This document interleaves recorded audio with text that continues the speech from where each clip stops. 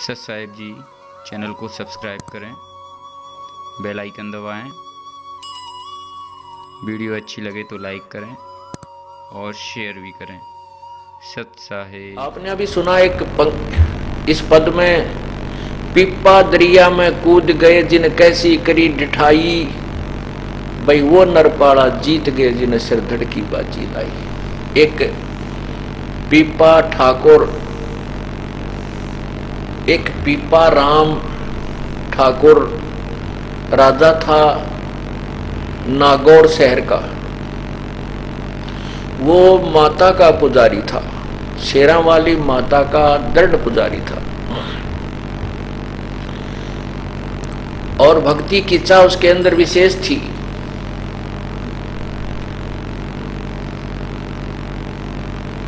भक्ति की चाह उसके अंदर विशेष थी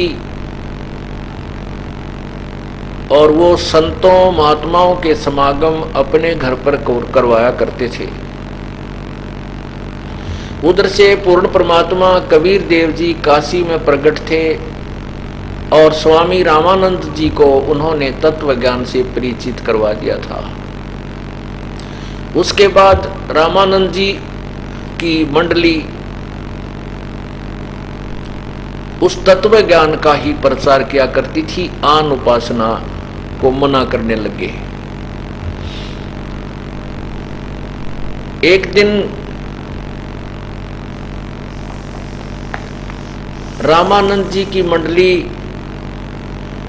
और पिप्पा ठाकुर राजा के नगर में वहां पर किसी के यहां सत्संग कर रहे थे, तो राजा को पता चला तो राजा ने उनको अपने पास भी बुला लिया। तो उसमें उन्होंने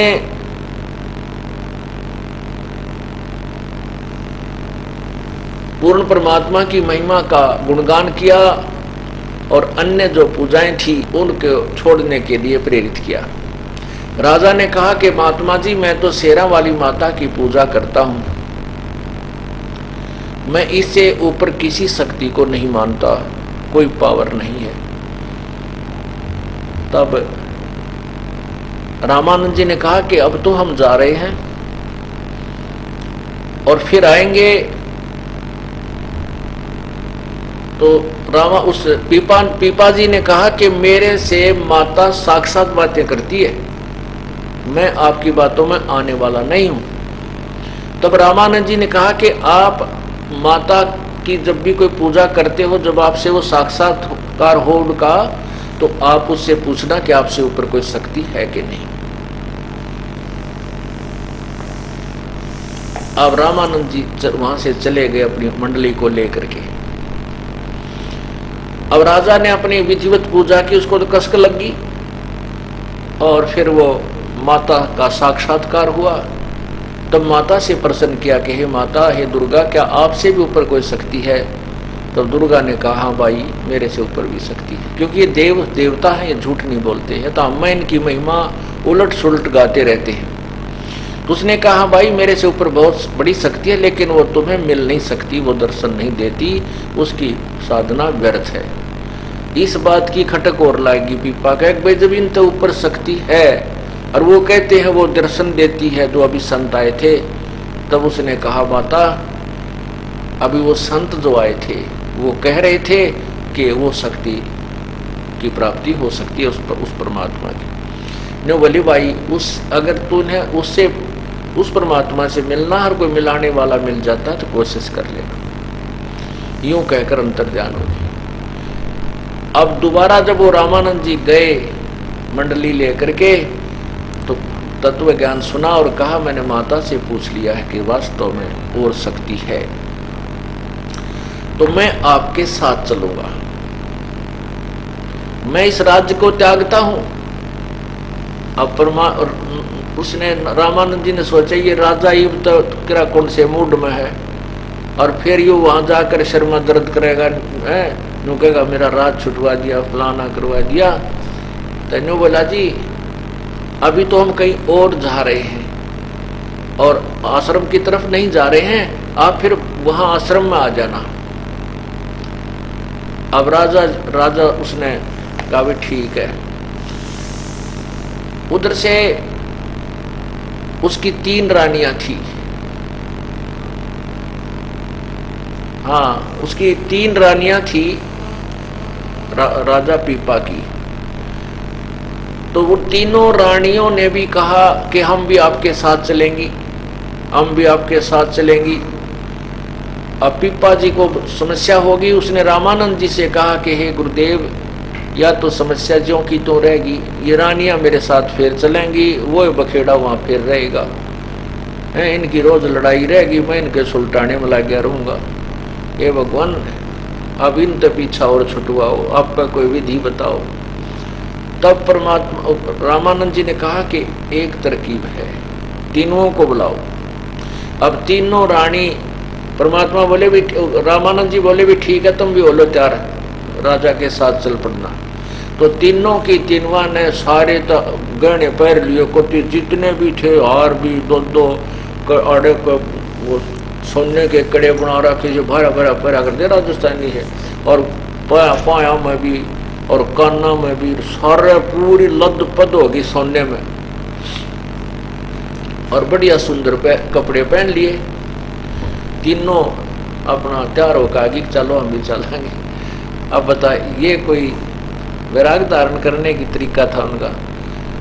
तब रामानंद जी बोले, बहन बेटी बात सुनो। अब पीपा से कहा कि मैं तरीका बताऊंगा, तो बोलिए मत। ठीक है जी, आप जैसे कोई। तो रामानंद जी बोले, बेटी जिन्होंने पीपा जी के साथ चलना है, ये सारे गहने जेवरात तार कर धर दो, रास्ते में करा कौन लूट ले, न मेरा कितने ठग मिलेंगे। अब वो तीनों चली गई। उनमें से एक का नाम सीता था। उस सीता ने तो सारे गहने तार तोड़ कर धर दिए, सिंपल ड्रेस पहन ली, साधारण से साड़ी, और उन दोनों ने नहीं उतारे। जब राजा ने, वो सीता तो आके खड़ी होगी कि मैं तैयार हूं, मैंने तो ये सब उतार दिए गहने। वो दोनों कहने लगी, गहने ना छोड़ा, हम ये ना छोड़े हमारे पे, हम ना चलते, हम ना जाते, गहने कौन छूटे। तो परमात्मा और रामानंद जी बोले, ले भाई, आधी बीमारी तक कटी, एक रहेगी, अब इसने भी देखते हैं। तो उसने कहा, बेटी, वह जो सीता रह गई थी, कि बेटी ऐसे नहीं चला जाएगा, वहां तो मेरा ने कितनी बुढ़ी अच्छी सुननी पड़ेगी दुनिया की, कि कौन क्या क्या कहेगा, तुम्हारी जवान अवस्था है बेटी, वहां ऐसे नहीं जाया जाएगा। ने बोले, जी कुछ भी कुछ कहो, कोई भी, मैं अपने पति के साथ जाऊंगी और भक्ति करूंगी, इसके बीच में जो ना मैं नहीं रह सकती। तो उसने कहा, बेटी अगर आपने चलना है तो ये साड़ी उतार दे, नग्न होके चलना पड़ेगा तुझे हमारे साथ। सीता बोली, अभी ले। वो जब लागी साड़ी उतार, तब रामानंद बोले, बस बेटी बस बस डट जा।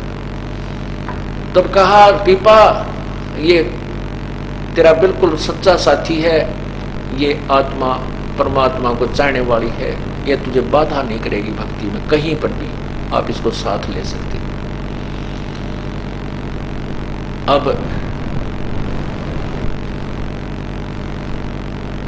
रामानंद जी तो दूसरी साइड में चले गए और कहने लगा, अब तू आ जाइए, अब फिर देख कमजोरी। अब राजा ने क्या किया, घोड़े और उन पर नरा धन धर लिया, कूड़ा ले जाऊंगा, फिर वो धन धर के घोड़िया पे अब भंडारा करूंगा गुरुजिया के पास जाके, और घने घोड़े ले रहा। तो 5-7 दिन के बाद वो रामानंद जी के आश्रम में पहुंच गया, सारे साजबाज ने ले गए, सैनिक भी साथ में।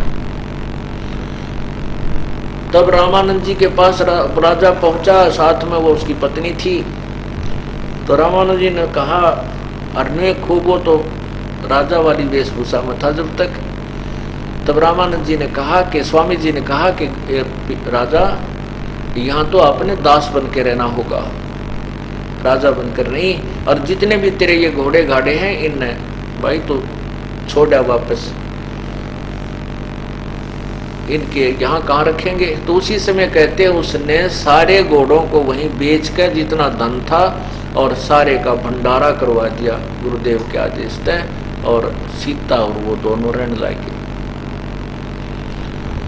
एक दिन क्या हुआ, ये भोले बहुत होते हैं, संत विश्वासी होते हैं। तो पीपा और सीता वो जमुना के किनारे बनारस में, काशी में घूम रहे थे।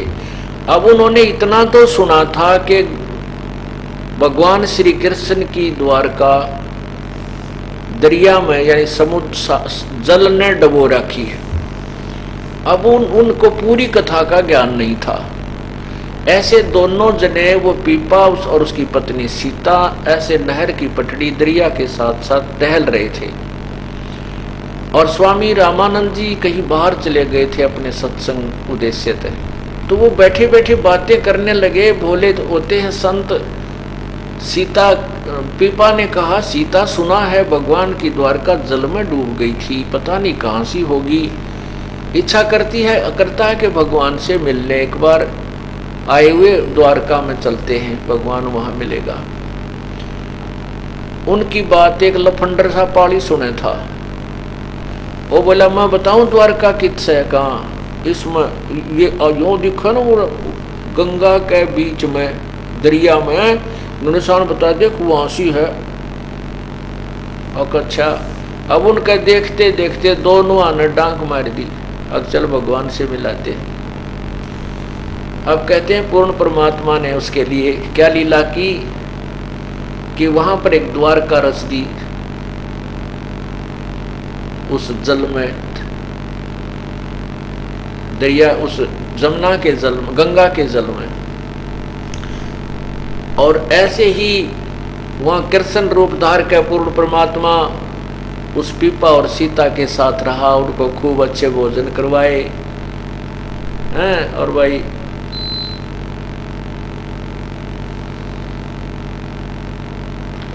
एक यानी 7 दिन तक उनको वहां रखा, मेहमान बना करके। उधर से क्या हुआ कि वहां आसपास नगरी में शोर मच गया कि 2 भगत, 2 साधु और गंगा में डूब कर मर गए। उस पाड़ी ने धमकावे, सारे उस ग्वाले को धमकावे और उसको बुरा भला के निकम्मे, तूने क्या किया, यू तूने क्या कहा इनको। उस पाली ने बताया, ग्वाले ने कहा कि ये मेरे से न्यू पूछे थे कि यहाँ बताते हैं द्वारका है जल में, वो कहाँ सी है। मैंने तो मजाक कर दिया, कुआरी इसको बीच में है, वो बीच के अंदर है दरिया में। इन्होंने मेरी दूसरी बात सुनी है, कोई ना डांक छलांग लगा दी।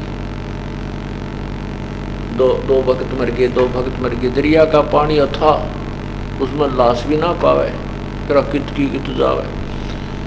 तो कहते हैं 7 दिन तक परमात्मा ने वो वहां रखे। और 7वें दिन कहने लगे, भगवान हम जाते, हमारे गुरुजी आगे होंगे।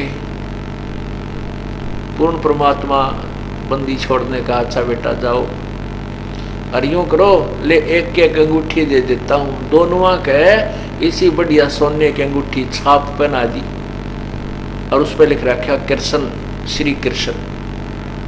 क्योंकि वो श्री कृष्ण माता तो ऊपर के श्री कृष्ण जी ने मान बैठे, क्योंकि अब पुराना रंग भी जल्दी से नहीं जाता, तो उस पर लिखा श्री कृष्ण। वो दोनों बार आए 7वें दिन, तो वहां आसपास के लोग देखे रहे आदमी, ये दोनों जिंदे आ गए। तो सारे भाग के इकट्ठे हो गए, खेतों वाले कहने लगे, आप मर गए थे। तो बोला, मैम क्यों मरे, वो जो भगवान नहीं बचते, हम तो भगवान से मिलकर आए हैं, श्री कृष्ण जी की द्वारका में गए थे और वहाँ 7 दिन भगवान के साथ वहाँ ग्वाल बालों में खेल कर आए हैं। वो कहने लगे, नहीं जस्ती देखो, भगवान ने हमारे को छाप दी है अंगूठी, दोनों पैर एक एक।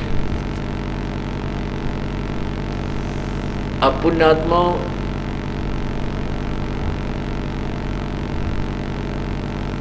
परमात्मा जो है ये समर्थ शक्ति है, वो पूर्ण ब्रह्म है। इस भक्ति को जीवित रखने के लिए वो ना जाने क्या क्या लीलाएं करता है। एक बार क्या हुआ कि पीपा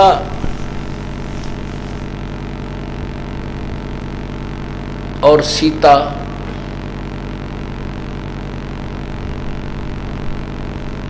ऐसे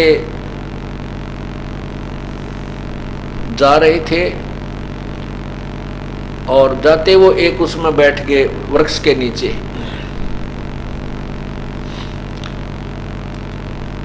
एक सेठ वहां पर आया और उसने कहा कि बाबा जी तेरे को भूख लगी होगी। कहाँ भाई, भूख तो लगी जाती है। तो उनको भोजन कराया, अच्छी तरह आहार करवाया। फिर कहने लगा कि इस औरत का तू क्या करेगा बाबा जी, ये दुखी हो रही तेरे साथ, इसको मेरे साथ भेज दे, मुझे दे दे। मैं बोला ले जा भाई, तेरा भला हो, मैं भी दुखी हो रहा हूँ, इस तरह ले जा। और सीता उसके गेल उठ कर चल पड़ी। अब जा भगवान, तो सेठ के पास जा, इसको आवश्यकता होगी रोटी टूका बनाने की, खाना खुना बनाने की, चलेगी। अब उसने सेठ ने तो ऊपर चौबारे में छोड़ दी, तू यहाँ नहा धो ले और कपड़े कुपड़े बदल ले, अच्छे बढ़िया कपड़े ला दिए। अब सेठ जी आध घंटे के पाछे गया, ऊपर कुआड़ खोले तो वहाँ शेरनी का रूप धारण करके वह शेरनी दिखाई दी। और सेठ जी तो उल्टा कुला करता हुआ, पड़काले में गनूल लोट करता हुआ तड़ा आ गया, पड़ा मर गया मर गया मर गया, क्या हो गया? तो किसी नहीं बताओ, भाजा गया जहाँ पीपा जी बैठे थे। कहने लगे महाराज जी उसने ले आओ ना भाई, राख तो है, अभी तो कुछ दिन राखते ले, आज जब भी ना पूरा भी दिन ना हो रहता है। ने बोला नहीं कति मर जाएगा मैं तो मार दिया, बड़ा वो शेरनी बन की बात है। जब पीपा गया ने बोला आजा भगवान, इसे बुद्धिहीन तो बहुत मिल लेंगे आपको। इस प्रकार पुण्यात्माओं परमात्मा के नाम पर लगने के बाद कुछ आपत्तियां भी आती हैं, परमात्मा उनकी मदद भी करता है। एक दिन क्या हुआ, पीपा जी जा रहे थे शहर में, एक मुसलमान के घर जन्म एक तेलन बैठी थी दुकान, वो अपने घर पे। अब बाहर मतलब कहीं मिल गई रास्ते में, और राजा और पीपा ने कहा कि बेटी राम राम बोल, राम राम। ने बोली क्योंकि मुसलमानों में कहते हैं कि राम नाम जब बोल रहे हैं जब कोई मर जा, वैसे राम नहीं कहते वो। तो मालन बोली कि राम राम क्यों बोलूं, हमारा कोई मर रहा है, तुम बोलो राम। ने बोला अच्छा राम राम कोई मरने के बाद बोला जाता है? कहाँ हमारे तो मर जाना कोई जब राम बोला करें। पीपा कहे तेरा कौन इसम, तेलन कहे तेरा कौन इसम, तेरा कौन धर्म है, तू मुझे राम राम कहने को बोल रहा है? पीपा बोला तेरा मरियो खसम। अक्चल राम तो बोल रहे तेरा खसम मर जाएगा, पति मर जाएगा। अब मालन घर पे आई, देखा तो तेली जो है अपने उस बैल के लिए घास को ठीक, चारे को ठीक करे था, न्यार रोड़े था, चनों का घास सा था, उसको ऐसे करके उसमें तो वो मोटे मोटे लकड़ी से बाहर निकाल दिया करें उसको, भाई पशु को खाने में दुखी ना हो, ऐसे कर रहा था। तो उधर से संत ने कहा तेरा मरियो कसम, ओढ़े लो डिग गया, वो मर गया। अब पीपा वो तेली मर गया, और जो ही उस तेलन ने आके घर पर देखा तो तेली मरा पड़ा। तो वो आसपास के लोग इकट्ठे हो गए और कहने लगे लाओ किताब बोलो इब राम राम। पीपा जी फिर पहुंच गए, अकमाई ले ही बोल तू राम राम। अरे पति मर गया तेरा, अब तो राम बोलेगी। तब पाया पड़ गए सारे, वो जितने भी परिवार के सदस्य थे, सारी कहानी बताई उसने जी, ऐसे ऐसे मेरे से मुख से ये निकल गया कि तुम बोलो राम थारे मर जा, जब तुम बोलो हमारे कोई मर गया, जब हम तो तब बोलते हैं हमारा कोई मरा थोड़ा ही है। तो ये बोला ले तारा मरे जागा, तेरा पति मर जाओ, फिर तब बोलेगी भगवान का नाम तू। फिर पैर पकड़ लिए सारे उस कुल के लोगों ने, मालन ने, उस तेलन ने भी माफ़ी मांगी। तब परमात्मा ने वो पकड़ कर उस पीपा जी ने पकड़ कर बाजू और तेली खड़ा कर दिया, उठ भाई। तब उनको प्रचार समझाया कि भगवान के नाम में ये भिन्नता मत करो, राम कहो, अल्लाह कहो, साहेब कहो चाहे खुदा, और सर्व आत्माओं साहेब की वो ना ही काहू से जुदा। वो सब आत्माओं से एक परमात्मा की है। तुम ऐसी बाढ़ बना कर मत बैठो, हम राम नहीं कहें, हम अल्लाह नहीं कहें, नहीं, ये सब शक्ति बोधक शब्द हैं उसी परमात्मा के। तो पुण्यात्माओं, जब रामानंद जी थक गए और कहा कबीर प्रभु से कि प्रभु आप ही संभालो सारे साथ बात रहे, तब परमात्मा ने उस पीपा जी को भी, कबीर परमेश्वर ने पीपा जी को, रविदास जी को और मीराबाई को और भी बहुत से जो उनके उपदेशी थे जो उनको उपदेश दिया और उनका कल्याण किया। अब पुण्यात्माओं, साधना पूर्व जन्म की जो साधना थी, उस पिछले जन्म की कमाई से ही इतनी हिम्मत आती है कि दरिया में कूद जाना, अपनी पत्नी को किसी के साथ भेज देना, उनको विश्वास इतना दृढ़ बन जाता परमात्मा पे कि इसको आंच नहीं आ सकती, ये सत्य के ऊपर है और प्रभु हमारे साथ है। तो इतना दृढ़ विश्वास होना भी कोई बालकों का खेल नहीं है। ये भी पूर्व जन्म जन्मांतर के ना जाने कितने जन्मों की पुण्य कमाई आपके साथ होती है। लेकिन भविष्य में, वर्तमान में यदि कोई साधना ठीक नहीं मिलती है तो वो सब धरी की धराई रह जाती है और सब नरक के भागी बनते हैं।